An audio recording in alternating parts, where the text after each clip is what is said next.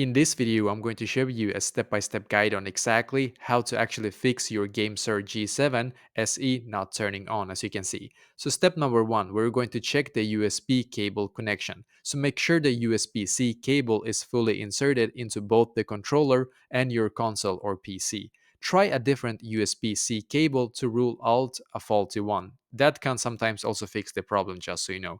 Connect directly to a USB-A port on your computer or console. Avoid using USB hubs. That is, in my opinion, a good way to also fix this problem. Step number two, test on another device. Plug the controller into another PC, Xbox console, or USB powered device if you have, of course. And if it powers on there, the issue may be with your original device port or software.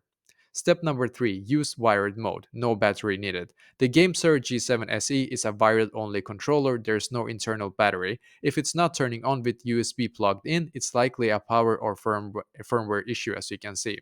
So yeah, basically, as you can see, this is also one way that we can try to fix it. Step number four, update firmware via the GameSir app. So you need to get the GameSir turning tool. This is for PC only from the official GameSir website. Connect the controller via USB-C, open the software and check for any firmware updates. Then get the new updates if they're available and then restart your controller afterward to try to see if that also can actually fix this issue for you.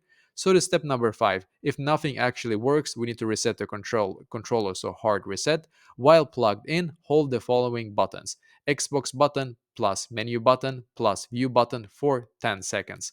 This can sometimes force a firmware reboot or a reset basically. Step number six, check for physical damage. Inspect the USB-C port on the controller for bent pins or looseness on there, because if it is, well, then it's most likely cause of that basically.